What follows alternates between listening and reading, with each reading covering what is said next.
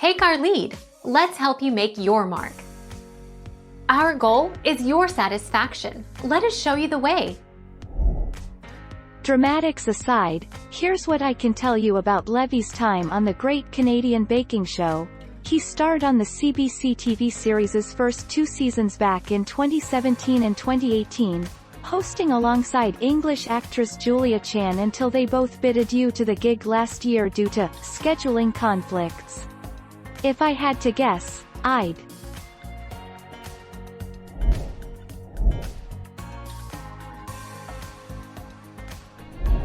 Take our lead. Let's help you make your mark.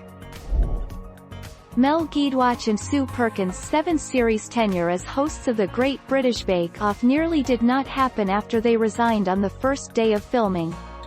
The pair have revealed that they quit because they feared producers wanted to make a more intrusive and crueler show than they were happy with.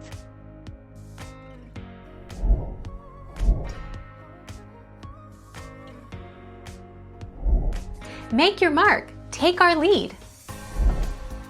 The winning prize is just flowers and a cake stand. Previous Bake Off contestant Martha Collison, who reached the quarter-finals in the 2014 series, told Barrel House, "Everyone is so surprised and thinks there must be some secret cash, but all we really get is a bunch of flowers and a cake stand."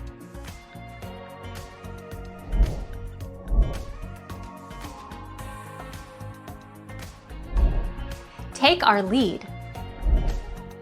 Natalia Shevchenko. November 6, 2019. Natalia Shevchenko, 33, an administrative assistant from Edmonton, Alberta, won the Great Canadian Baking Show title and trophy on tonight's finale. Meanwhile, Toronto, Ontario's Colin Asuncion and Regina, Saskatchewan's Jody Robson bid a final farewell to the tent.